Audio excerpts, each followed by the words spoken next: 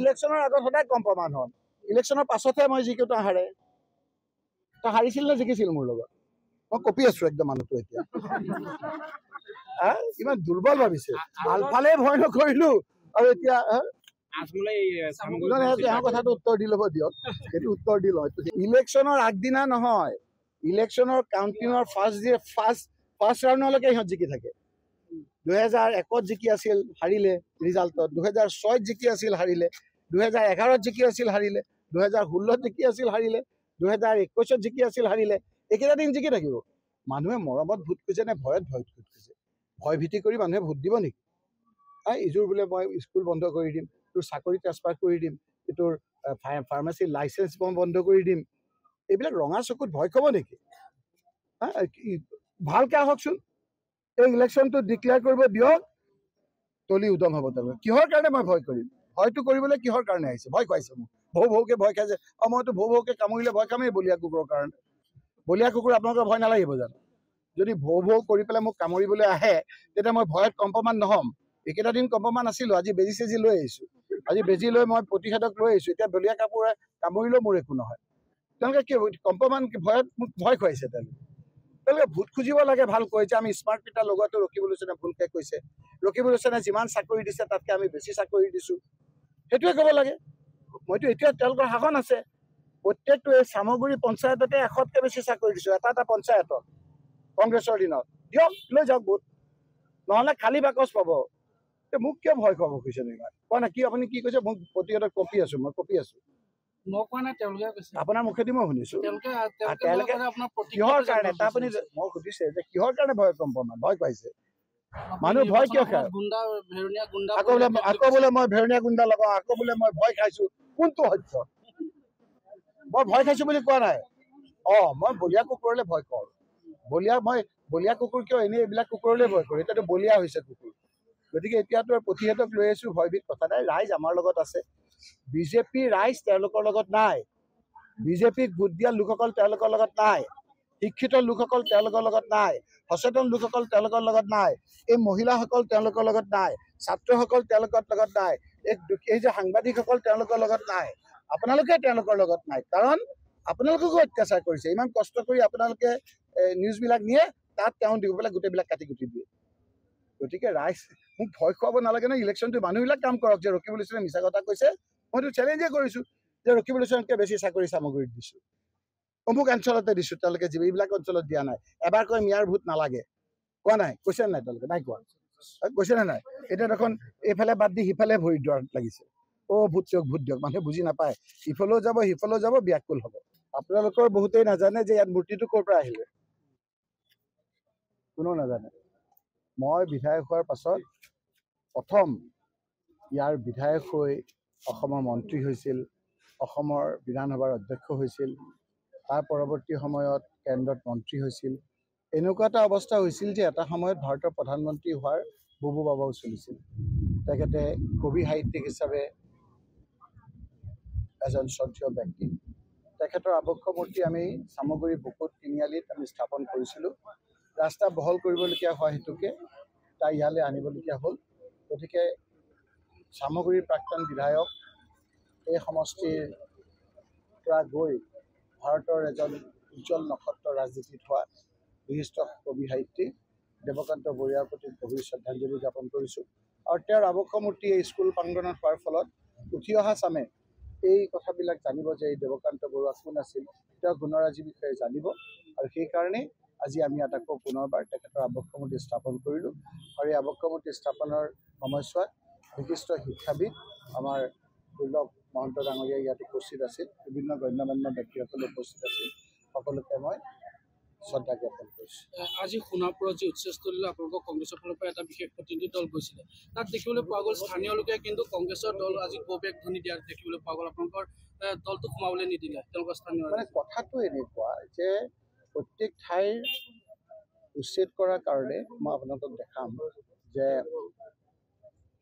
হাইকোৰ্টে এটা অৰ্ডাৰ দিছিল হাইকোৰ্টৰ অৰ্ডাৰ নামটো মই অলপ আগতে মই সেই নগাঁও SP অফিচৰ প্ৰাংগণত পঢ়ি দিছিলোঁ যে তাত দিছিল যে গভৰ্ণমেণ্ট মাটিত যদি কোনোবাই উচ্ছেদ কৰে তেতিয়া 21 দিনৰ আগত জাননী দিব লাগে 21 দিনৰ আগত জাননী নিদিয়াকৈ চৰকাৰে এই কথাবিলাক কৈছে, সেই কথাখিনি নিয়ম বহিৰ্ভূত হৈছে, কণ্টেম্প অফ কোৰ্ট হৈছে।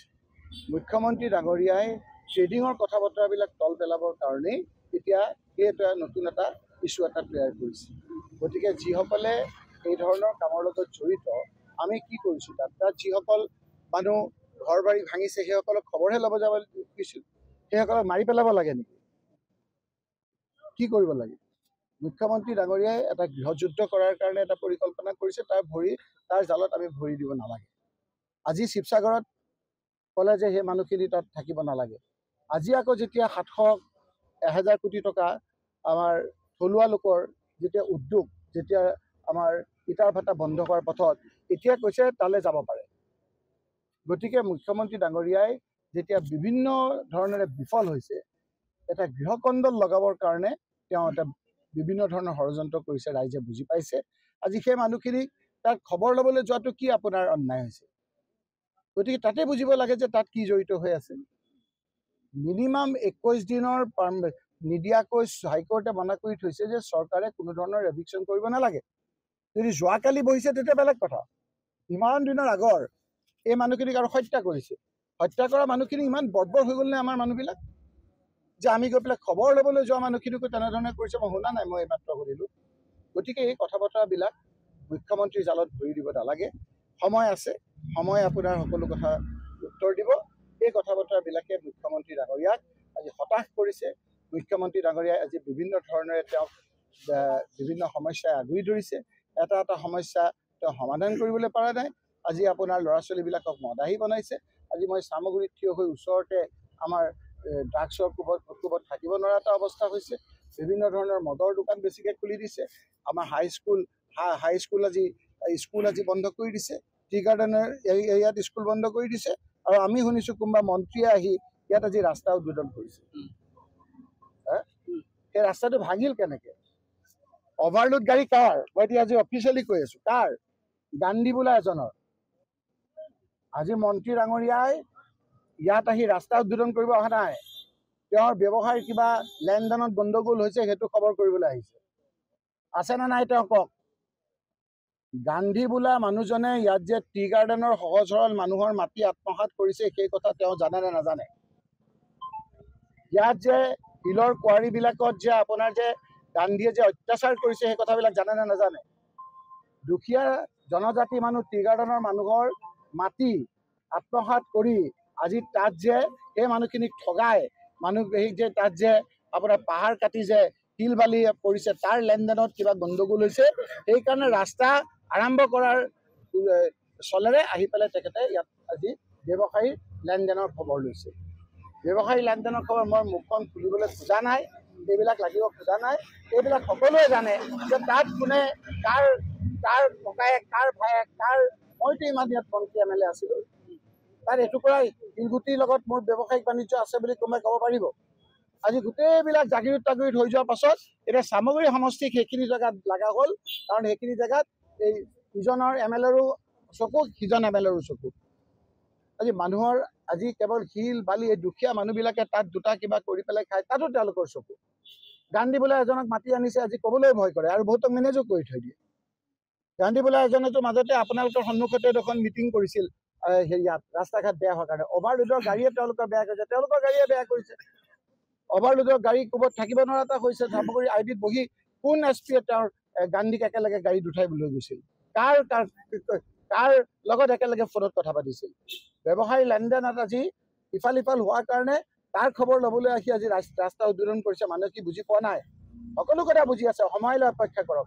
বোধহয় তেওঁলোকে ঠান ঠিক লগাইছে, গম পাইছে যে এটা বছৰত তেওঁলোকৰ চাকৰি বাকৰি যাব, গভৰ্ণমেণ্ট যে ভাঙিব, সেইকাৰণে ব্যৱসায় পাতিবিলাক অলপ চেনেলাইজ কৰিবৰ কাৰণে ইয়ালৈ অহা বুলি মই ভাবিছোঁ। আৰু এটা সুধিম, চুমি তাৰ্কিকৰ সমান্তৰালকৈ আজি যুৱ কংগ্ৰেছৰ যিগৰাকী সভাপতি জুবেৰ আলমৰ নাম সাঙুৰ খাইছে। তেওঁ ছত্ৰছায়াত এটা কোম্পানীৰ ধন আত্মসাৎ কৰা এটা ইমানখিনি গৈ এতিয়া তাৰ পিছতহে লাগিলেগৈ।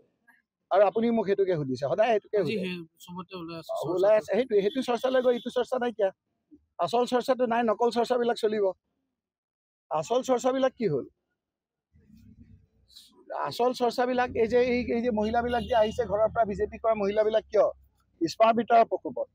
আপুনি যে ইমান কষ্ট কৰি আজি যে মোৰ যে ইণ্টাৰভিউ লৈ আছে ঘৰত যাওকচোন লাইটৰ বিলৰ প্ৰকোপত কি হয় মই সেইটোৱে প্ৰচাৰ চলি থকা এটা চৰ্চা সেই চৰ্চাত ভৰি মই কিয় দিম এইটো চৰ্চাবিলাক আপোনাৰ সমাধান হ'ল নেকি আজি যে ভাদ মাহত নাম কীৰ্তনৰ পৰা থৈ পেলাই মানুহে আহি পেলাই যে মোক সুধিছে চামগুৰিত আপুনি ইয়াত কিয় স্মাৰ্ট মিটাৰ লগাইছে মানুহে ভাবিছে মই লগাইছোঁ কাৰণ ইমান দিন মোকেই ইয়াত ভোট দি আছে তেওঁ কৈছে যে যোৱা মাহত 300 টকা দিছিলে আজি 15 দিনত 1800 টকা হৈছে হয়নে নহয় আপোনালোকে স্মাৰ্ট মিটাৰৰ কাণ্ড কাৰখানাত মদৰ দোকান চুবুৰীয়ে খুলি দিছে স্কুলবিলাক বন্ধ কৰি দিছে এই Bharaguri T গাৰ্ডেনৰ school Padumoni school জনজাতি স্কুল বন্ধ কৰি দিছে আকৌ কৈছে যে আপোনাৰ 100খন স্কুল আজি খুলিব টি গাৰ্ডেনত কোনবিলাক স্কুল খুলিব যিবিলাক বন্ধ কৰিলে বেলেগত ইয়াত আহি খুলিব নে ইণ্টাৰনেশ্যনেল স্কুল খুলিব গোটেইটো ৰাইজে বুজি পাই গৈছে সেইকাৰণে গৌৰৱ গগৈৰ যোগেদি এটা ইংগিত দি দিছে এতিয়া সেইকাৰণে তেওঁ সেইবিলাক কথা কৰিব